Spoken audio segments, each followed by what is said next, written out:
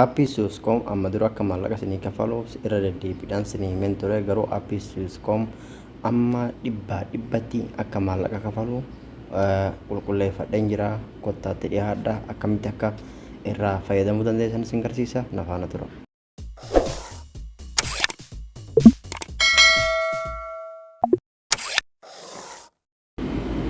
Assalamualaikum warahmatullahi wabarakatuh. Jira jirtu ilmaan Oromoo qaqqaalii fi gaggaarii warroonni YouTube channel kiyya jalatti argamtan adamtuu jala warri argamtan akkam jettan nagaa fayyaa keessanii baga jiraattan isiniin jecha boleewwan kiyya qaqqaalii fi gaggaarii yeroo hedduudhaaf isinirraa badeen jira sababa garaagaraatiin akkasumas warroonni karaa TikTokiitiin nagaa jirtanis TikTokiin irra deddeebiidhaan irratti gubachaa jira waan ta'eef akkaawuntiin amma banadheemmoon hedduu rakkina cimaa keessa gasheera. Viidiyoon gadhiisu hundi isaatu tirendiin bahu hin daawwatamu. Amma durallee hin beeksisne yeroo afuraffaadhaaf kan gubatee jiru kun ka amma banadhes maquma saniin banadheera garuu hedduu namni itti fayyadamaa hin jiru. Har'a wantoota isin garsiisuu barbaadu wantoota lama isinii qabadhe dhufe. Tokko aappii Suuscoom amma dura akka maallaqa isinii kafalu irra deddeebiidhaan isiniif himeen ture. Garuu amma dhibbatti parsantii dhibbaa namoota itti fayyadamaa jiranii fi namoota maallaqa irraa sassaabbachaa jiran irraa qoradhee irra ga'een jira. Aappii Suuscoom parsantii dhibbatti kafaltii namaa kafaluu danda'a. Garuu akkamitti kafaltii namaaf kafala ka jedhu asumaan isin garsiisa. Na faana turaadha. Warroonni amma dura aappii kana buufatanii qabdanii bilbila keessan irraa abdeet hin goone yookaan hin haaromsine pilaastoor keessa seenaadha. Pilaastoor keessaa kallattumaan pilaastoor keessa yeroo seentan bakka tana dhuftanii haaromsitanii jecha erga haaromsitanii siistema haaraa ofirratti qabu ofirratti dabalaa jechaadha. Aappii Suuscoom akkuma argaa jirtan gubbaa kanarratti amma dura yoo kuma guute isinii kafalaa isiniin jedheen ture dhiifama guddaadha. Anis waan namni waan dhageef waan beekurraa nama barsiisa. Kuma osoo hin taane kuni maallaqa miti jedhanii bakki kuni noqxaadha yookaan baalaansiidha. Baalaansiin sun immoo yoo kuma 20 guute malee nama kafaluu hin danda'u. Kuma 20 yoo guute karaa wantoota as keessa jiran kana hunda ni jijjiira. Akkasumas siistemni qabu tokko jalqabaa ammoo namoota aappii kana liinkii isaa warroonni chaanala qabdan chaanala garaagaraa warri qabdan fuutanii chaanala keessan gubbaatti maxxansitanii dirqama foloo asirratti foloo haga 400 argachuu qabdanii. Akkuma argaa jiru ani amma foloo followers shammalee hin qabu. Yoo naa guutes amma butachuu hin danda'u. Garuu inni noqxaa asirratti yookaan baalaansii akkuma argaa jirtan kana baalaansiin kun 20 geenyaan hedduu karaa salphaan butachuu dandeessan karaa paayipelii karaa baankiitiin karaa fiizaa baankiitiin fiizaa kaardiitiin butachuu dandeessanii jechaadha. Sanuma keessaa namoota aappii kana waan ulaagaa kana guuttatanii maallaqa sassaabbachaa jiran keessa akka fakkeenyaatti isin garsiisa. Kunoo argaa jirtan kuni amma aappii Suuscoom warroota maallaqa irraa sassaabbachaa jiranii jechaadha. Siistem isaa karaa kanatti fida jecha. Karaa kanatti immoo kun immoo akkuma argaa jirtan $15, $25, $200, $100,000 karaa itti butachuu dandeessan immoo karaa siistema hedduu kaa'e.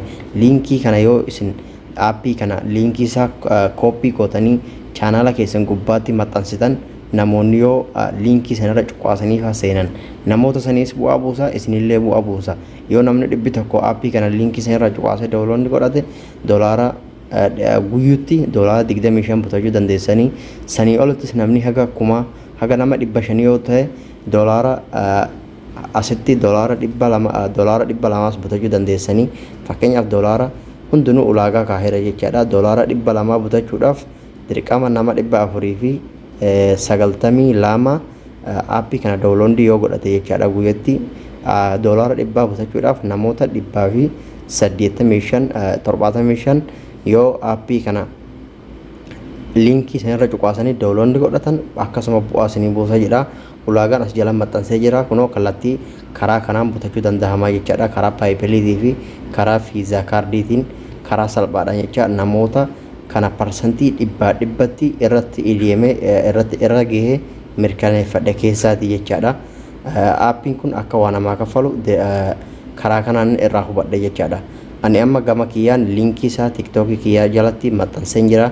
linkii sanarra dheektanii linkii sana yoo buufachuu kunoo amma linkii asirratti maxxansee jira jecha asirratti kunoo linkii sana maxxansee jira dheektanii TikTokii kiyya linkii isaa sinii kaa'een jira linkii irra cuqaastanii karaa YouTube channel kiyya jalaattiin description jala kaa'een jira YouTube channel kiyya Adamtuu Beeka jedhu warroonni hin qabne profaayilii bakkoota karaa TikTokaa irra cuqaastanii keessa seentanii argachuu dandeessanii linkiin bakka tana kan taa'u kunooti linkii yeroo viidiyoo tokko irra cuqaastanii daawwachuuf deemtanii karaa kanatti isinii fida linkii jechuun kunoo bakka qastii tana yoggaa cuqaastan kunoo as jala taa'a jechaadha as jala taa'a bakka tana taa'a jechaa linkiin asirra dhoytanii kallattumaa sinneqaa jechaadha akkasuma YouTube channel kiyyas subscribe godhaa viidiyoolee hedduu amma dura gadhiise keessa jiranii warroonni karaa TikTokiitiin na hordofaa turtan TikTokiin barnoota hedduu of harkaa osoo qabu narratti irra deddeebiidhaan narratti gubaniiranii hordoftoonni kiyya